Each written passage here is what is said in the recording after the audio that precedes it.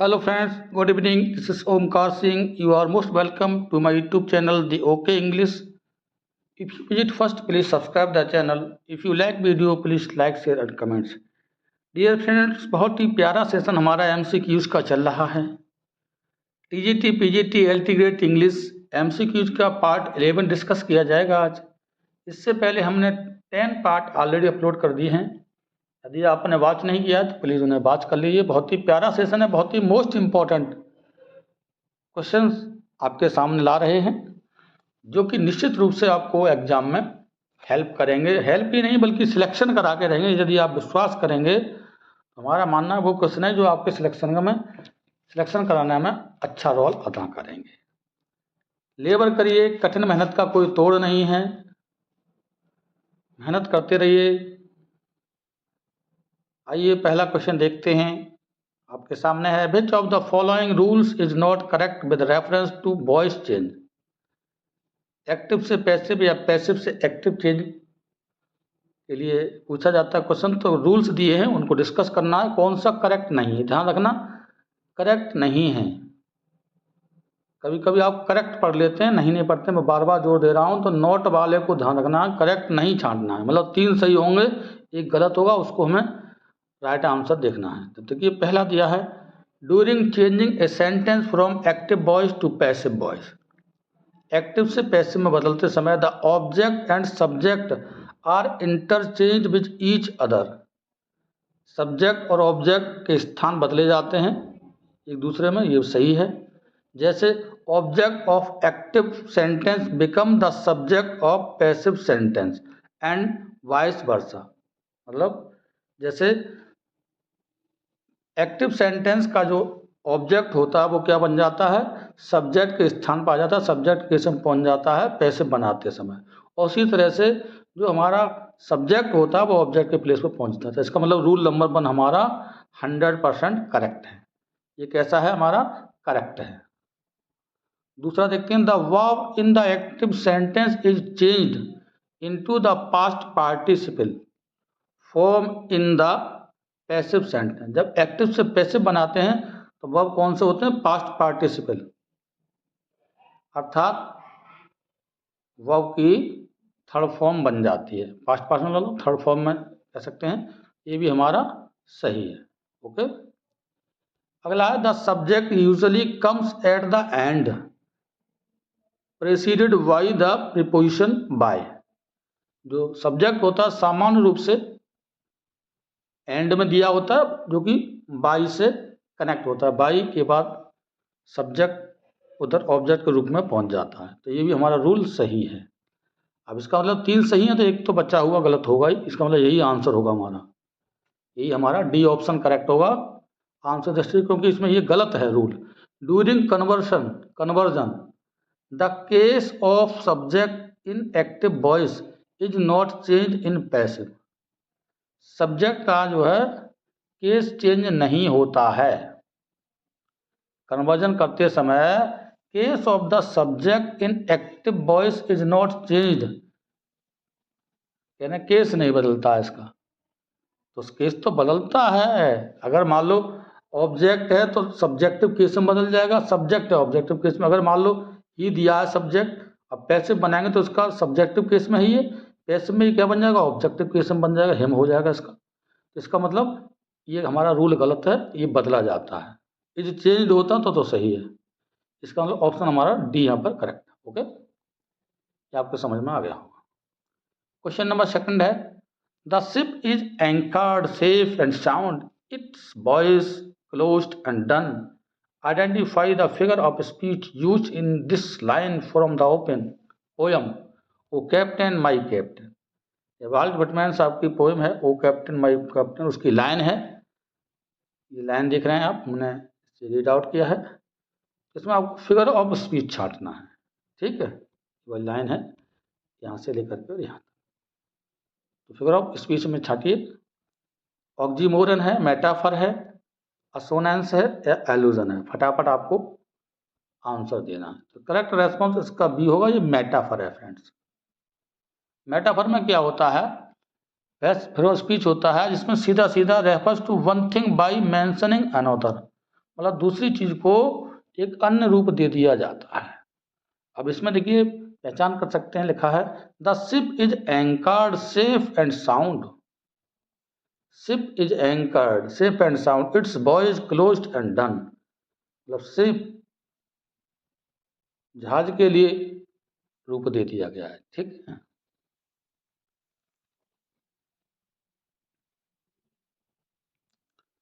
बाकी के जो हमारे असोनेंस हैं, ऑक्सीमोरन में अपोजिट वर्ड का प्रयोग होता है।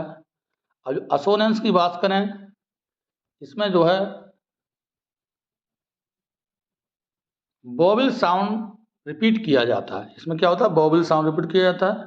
एल्यूजन मतलब इम्प्लाइड और indirect reference in literature or a poem which refers to a noun, noun के लिए रेफर्स करता है। तो यहाँ पे जो हमारा करेक्ट रेस्पॉन्स है मेटाफर है। ओके,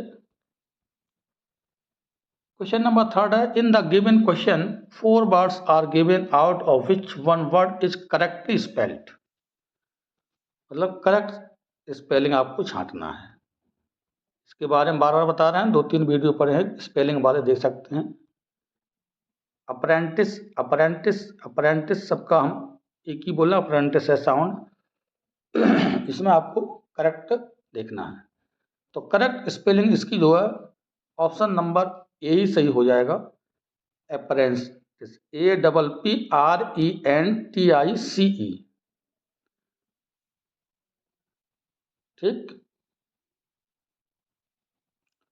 इसका मतलब होता है हुनर पर विशेष सीखने के लिए कम वेतन पर काम करते हैं, अप्रेंटिस होते हैं। जैसे प्रशिक्षु कह सकते हैं, प्रशिक्षार्थी भी कह सकते हैं। लोग अप्रेंटिस पर जाते हैं, इसका मीनिंग वो वाला अप्रेंटिस है। What kind of work is Shakespeare's Hamlet. Shakespeare का हेमलेट किस तरह का वर्क है, कॉमेडी है, रिवेंज ट्रेजेडी है, सटायर है, या स्टोरीज पर आधारित है। तो फ्रेंड्स ये रिवेंज ट्रेजेडी है। क्या है, रिवेंज ट्रेजेडी, बदले में काम होता है, बदले की भावना से काम होता है। अब हेमलेट कब लिखा गया है, शेक्सपियर का तो इसमें दिया ही है, तो 1599 से 1601 के बीच में इसका लेखन कार्य हुआ है। ठीक, ये रिवेंज ट्रेजेडी है, तो ऑप्शन हमारा बी करेक्ट हो जाएगा। Which of the following sentences contain an example of split infinitive? Split मतलब अलग करना, इन्फिनिटिव। अब आपको इसमें देखना है कि कौन सा नीचे दिए सेंटेंस में एक स्प्लिट इन्फिनिटिव वाला एग्जाम्पल है। ठीक, she asked me not to tell you. देखिए इसमें तो टू टेल यू, इसमें टू दिया है। ठीक, तो सीधी सी बात है, 2+B1 है, इन्फिनिटिव वाला है। To become a warrior is genius greatest ambition, तो यहाँ भी टू बिकम दिया है, ये भी इन्फिनिटिव वाला ही है। अगला Star Trek TV tag line is to boldly go where no man has gone before. अब इसमें देखिए टू बोल्डली, तो इसमें देखिए बीच में क्या दिया, बोल्डली दे दिया गया, वो ये नहीं है। Unfortunately Shekhar forget to give, इसमें भी दिया है। स्प्लिट पर अलग किया गया, इन्फिनिटिव है तो सही। अब इसमें डायरेक्ट दिया गया है 2+B1 है।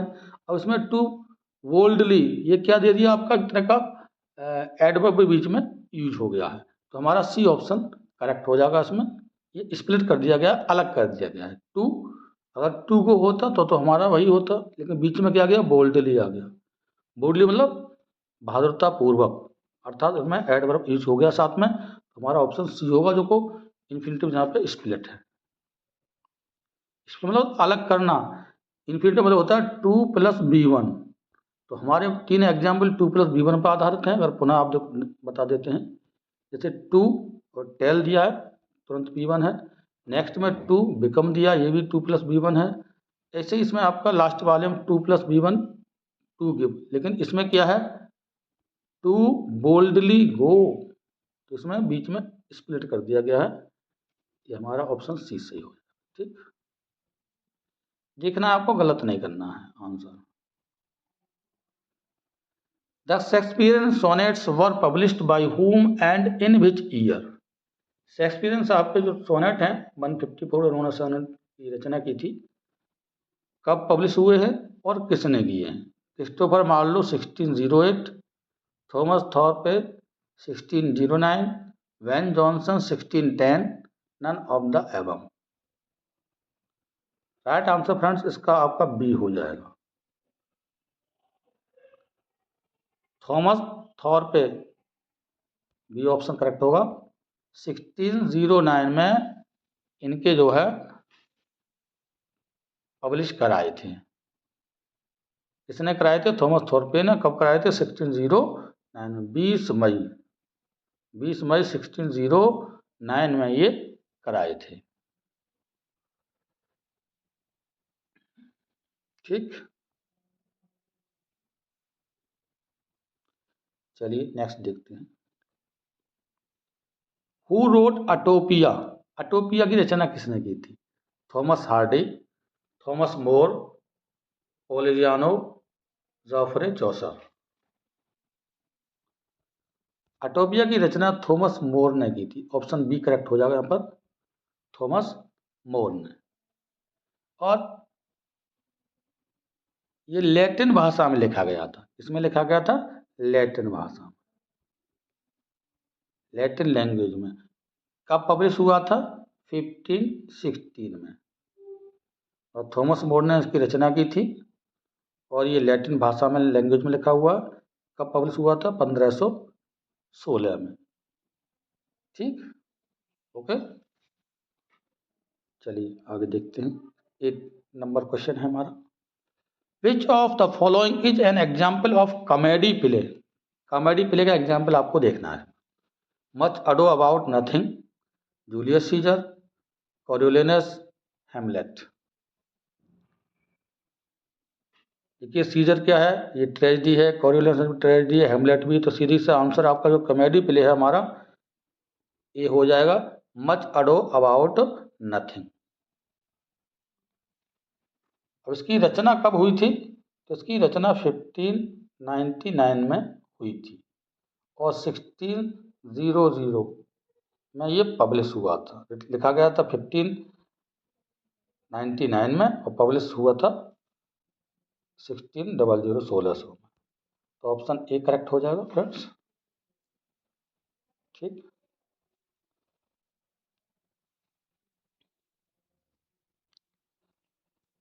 अगला देखते हैं 9 नंबर है। In the expression protein is critical for energy, italicised is. अब इसमें देखिए जो इटेलाइज्ड वर्ड है प्रोटीन, यहाँ पर प्रोटीन है जो, इसे मान लीजिए ये इटेलाइज्ड वर्ड है, इसमें मैं टाइप करते समय ये टेल नहीं किया गया था, प्रोटीन पूछा गया कि इटेलाइज्ड वर्ड है, इसको मानिए प्रोटीन, ये क्रिटिकल एनर्जी, ये एक सेंटेंस दे दिया है एक तरह का देखा जाए, उसमें प्रोटीन क्या है ये पूछा गया है। एब्स्ट्रैक्ट नाउन है, कॉमन नाउन है, मटेरियल नाउन है, या जेरंड है? तो देखिए जेरंड तो है नहीं, इसका मतलब ऑप्शन हमारा डी कट गया ऑटोमेटिक। भाई आईएनजी फॉर्म जेरंड होता है, ये नहीं है। एब्स्ट्रैक्ट नाउन क्या होता है हमारा? भाववाचक संज्ञा, तो भाव तो कोई नहीं, जो देख नहीं सकते छू नहीं सकते, तो प्रोटीन छू सकते हैं देख सकते हैं, मतलब ऑप्शन हमारा ए भी नहीं। कॉमन नाउन, कॉमन नाउन क्या होता है? आप समझते हैं कॉमन चीज़ का भाव करता है, लेकिन ये कॉमन नाउन भी से नहीं कहेंगे। ये क्या है? हमारा मटेरियल नाउन है, किसी चीज़ से बनाया जाना, तो हमारा ऑप्शन सी करेक्ट हो जाएगा, मटेरियल नाउन है। क्या है? Material noun. ठीक, मटेरियल नाउन की अगर बात करें, किसी चीज़ से दूसरे सब्सटेंस जैसे जो भी होते हैं हमारे, उनसे क्या होता है, एक चीज़ ट्रांसफर हो जाती है, बन जाती है। ठीक, मटेरियल का भाव प्रकट करता है, ऑप्शन यहाँ पर सी करेक्ट हो जाएगा। In which of the following work fate serves as nemesis? या in which of the following work fate serves as nemesis, कहाँ से दिया है, किसका है ये लाइन है, तो मच अडो नवत नथिंग, फ्रैंकस्टाइन, हेमलेट, डॉक्टर फॉस्टस। तो इसका आंसर होगा फ्रेंड्स हेमलेट, हेमलेट से ली गई। फेट इज, फेट मतलब करेक्टर से, सर्विसेज एज नेमेसिस, फेट है यहाँ पर करेक्टर का नाम है। Characterise as a reasonable and observing outcome for wrongdoing, Hamlet fate plays a significant part. तो ये अच्छे रोल अदा करता है हेमलेट।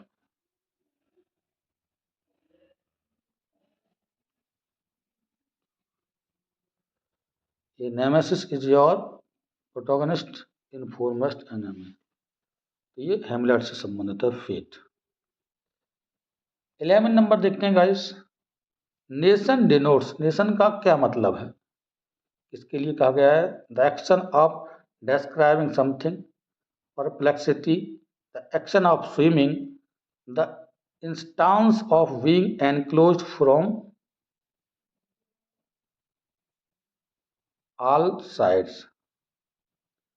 तो इसका राइट आंसर होगा फ्रेंड्स ऑप्शन आपका सी, द एक्शन ऑफ स्विमिंग को हम नेटेशन, नेशन नहीं नेटेशन है, नेटेशन वर्ड दिया है स्पेलिंग में देख लेना। इसका जो मतलब होता है द एक्शन ऑफ स्विमिंग को नेटेशन कहा जाता है। The primary definition of ideas feelings the words expresses that makes it's clear, ठीक है। 12 नंबर देखते हैं, डायरेक्शन में दिया है choose the correct sentence from the following. Correct sentence आपको नीचे में दिए हैं, कोई ना कोई मिस्टेक है ग्रामेटिकल, उसको फाइंड आउट करना। माई फ्रेंड और my sister are coming today, देखिए यहाँ क्या कमी है, इसमें करेक्ट सेंटेंस कमी क्या है, माई फ्रेंड और से जुड़ा हुआ, इसका मतलब हमारा सिंगुलर ही मतलब है, तो यहाँ पर आर नहीं होना चाहिए, ये सेंटेंस हमारा गलत है। Neither Kaya nor Krishna are going to watch the movie, अब नाइदर नॉर ये भी सिंगुलर के सेंस देता है, ये काया है कृष्णा है, तो यहाँ पर आर दिया, ये हमारा गलत है। Ravi and Rohan is going to the party, and से जुड़ा हुआ डबल हो गए सब्जेक्ट हमारे प्लूरल बन जाएगा, तो यहाँ पर इज की जगह आर होना चाहिए, ये भी हमारा गलत है। सही है, he either washes the clothes himself और asks her to wash them, ये सही है, आइदर और का यूज हुआ है और सिंगुलर के संग यहाँ भी वॉशेस, ये आस्क एक वचन है, ये भी हमारा करेक्ट है, मतलब ऑप्शन डी हमारा ग्रामेटिकल सेंस से करेक्ट है, तो आंसर इसका डी हो जाएगा। ओके, 13 नंबर देखते हैं, विच of the following periods of English literature came last, last में कौन सा पीरियड आता है, Elizabethan era, the Commonwealth period, Jacobian as, या द मिडिल इंग्लिश पीरियड। अब मिडिल का मतलब ये तो मध्य है, लास्ट में नहीं होगा, सीधी बात है। एलिजाबेथ का पीरियड काफ़ी पहले होता है, जैकोबियन एज भी उसके बाद का है, तो इसमें कॉमनवेल्थ पीरियड है सबसे लास्ट में आता है, बी ऑप्शन करेक्ट हो जाएगा, द कॉमनवेल्थ पीरियड सबसे लास्ट में आता है। अगर थोड़ा इस पर डिस्कस कर लेते हैं, देखिए कॉमनवेल्थ जो पीरियड है, इसलिए आंसर है इसका 1649 से 60 तक ये रहता है, ठीक। अब अगर हम बात करते हैं एलिजाबेथ एरा की, तो ये आपका 1558 से 1603 तक रहता है। अगर जैकोबियन की बात करते हैं तो ये आपका 1603 से 25 तक रहता है। और मिडिल इंग्लिश की बात करें तो ये 12th सेंचुरी से शुरू होता है, 12th सेंचुरी शुरू होता है और 15th सेंचुरी तक मतलब 1470 तक रहता है। तो सबसे लास्ट में कौन सा बचा है यहाँ पर, देखिए देखा जाए 1649 से 1660 वाला बी हो गया ऑप्शन आपका।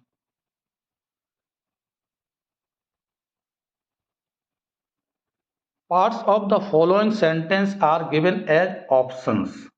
Identify the segment that contains a grammatical error. एक सेंटेंस दिया हुआ है, ये आपका कॉम्प्लेक्स सेंटेंस है, तो इसमें आपको देखना कहीं ग्रामर की दृष्टि से कहीं ना कहीं वर्ड में, कहीं क्रम में आगे पीछे कोई चीज मिस्टेक है, ये नहीं होना चाहिए। तो वो क्या है, हमें फाइंड आउट करना। He needs you right now unless he knows it or not. तो अनलेस ही नोज यहाँ पे गलती है, या राइट नाउ यहाँ पे गलती है, इज इट और नॉट यहाँ पे गलती है, या ही नीड्स यू कहाँ पर गलती है। देखिए कई पार्टीशन दे दिए हैं, एक ये आ गया ही नीड्स यू, दूसरा एक आ गया एक अनलेस ही नो, या ये 4 पार्ट में डिवाइड कर दिया कि कहाँ मिस्टेक है। तो आपको आंसर इसका फाइंड आउट करना है।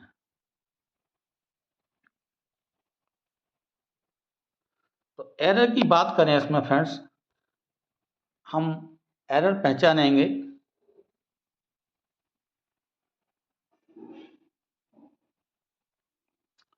अनलेस का मतलब होता है जब तक, और ये नेगेटिव सेंस एक तरह का निकालता है। ठीक,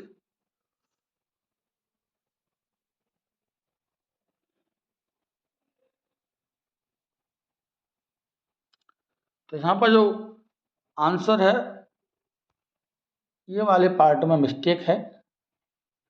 अनलेस ही नोज, जानता है, नहीं जानता है तो जानता है। ठीक है, अनलेस ही नोज ये वाले पार्ट में मिस्टेक है। यहाँ पर ये ग्रामेटिकल भाव से यहाँ एरर पाया जाएगा।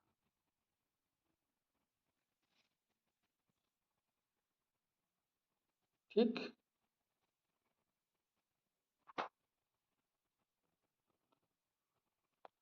अब देखिए यहाँ पर अनलेस की जगह हमें क्या लगाना चाहिए था। अनलेस की जगह क्योंकि नेगेटिव यहाँ ही दिया है, तो नॉट और नॉट का मतलब होता है वेदर लगता है। क्या लगता है, वेदर। जब ऑप्शन की बात होती है तो वेदर लगता है, अनलेस हटा कर क्या लगा देंगे, हम वेदर लगा देंगे। He needs you right now whether he knows it or not. तो और नॉट जब ऑप्शन की बात आती है तो वेदर का यूज होता है, अनलेस का नहीं होता, क्योंकि ये ऑलरेडी नेगेटिव सेंस देता है। यहाँ भी नेगेटिव डबल नेगेटिव नहीं कर सकते। तो हमारा ऑप्शन ए में एरर है, अनलेस हट जाएगा, वेदर लग जाएगा, हमारा सेंटेंस सही हो जाएगा। ठीक, क्वेश्चन नंबर 15 देखते हैं dear. One of the 4 alternatives in the following questions is a correctly spelled word। Spelling से संबंधित है, करेक्ट वर्ड छांटना आपको स्पेलिंग से। मिलेनियम सबका मतलब मिलेनियम ही है, तो करेक्ट जो स्पेलिंग है इसकी, ये ऑप्शन करेक्ट होगा। MILLENNIUM, स्पेलिंग बोल रहा हूँ,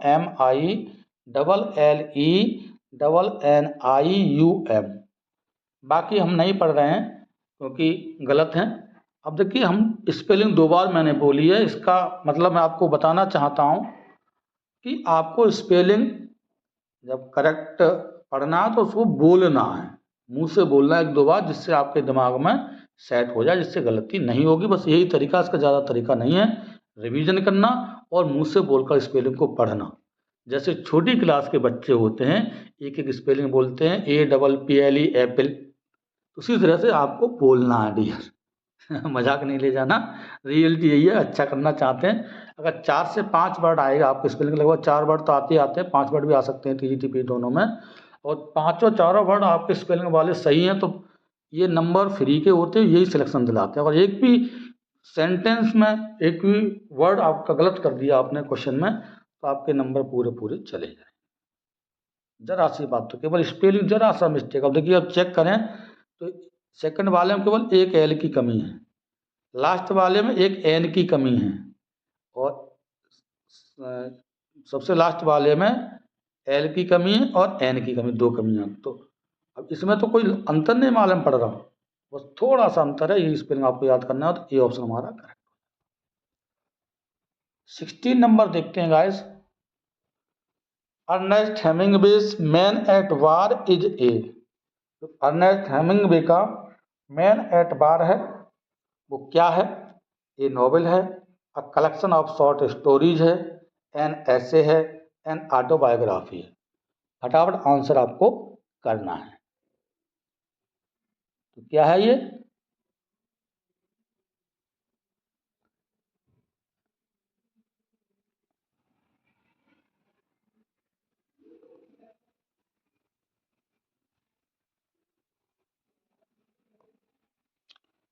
तो इसमें friends a collection of short stories है ये कलेक्शन ऑफ शॉर्ट स्टोरीज है।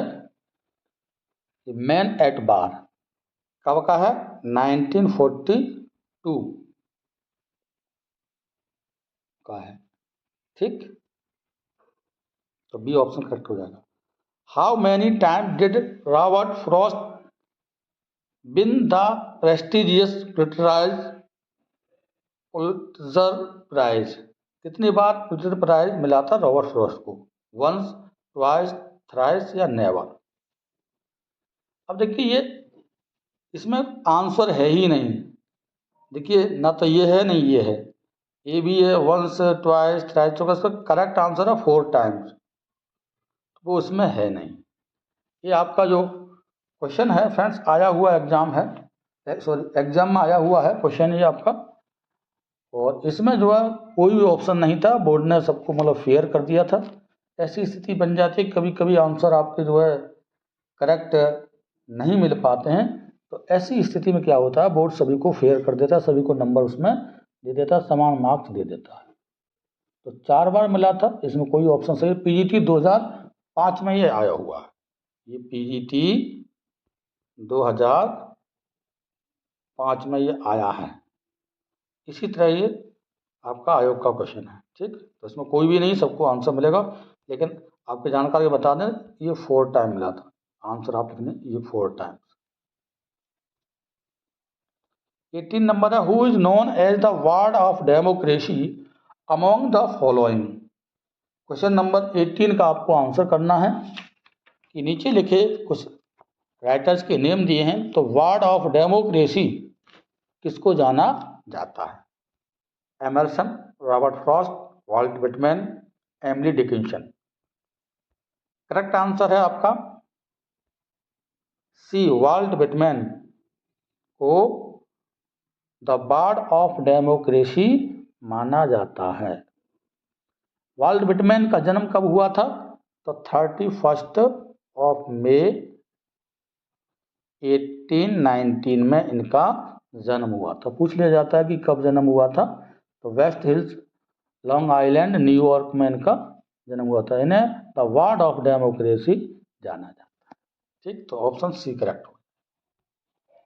19 नंबर है, एब्सोलोम, एब्सोलोम इज ए वर्क बाय। बहुत प्यारा क्वेश्चन है। एब्सोलोम, एब्सोलोम ये किसका वर्क है? आपको आंसर करना है। जॉन ड्राइडन का है, या फिर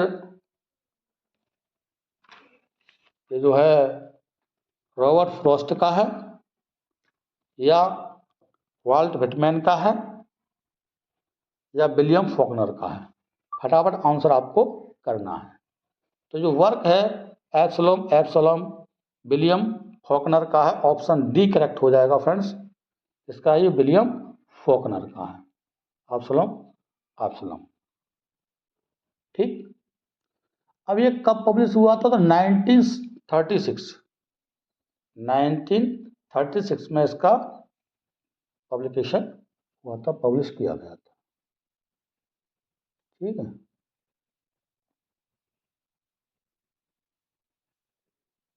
चलिए अगला क्वेश्चन देखते हैं। Which work of Hemingway was called the Bible of lost generation? नीचे कुछ वर्क के नाम दिए हैं। Bible of lost generation Hemingway के कौन से माने जाते हैं? आपको आंसर करना है फटाफट। द सन ऑल्सो राइजेज है, the man without women, a moveable feast, the old man and the sea? फटाफट आंसर आपको देना है इसका।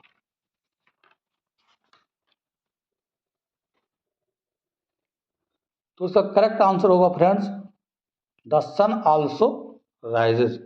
ये ऑप्शन करेक्ट होगा। तो इसको the Bible of lost generation भी कहा जाता है। ठीक है,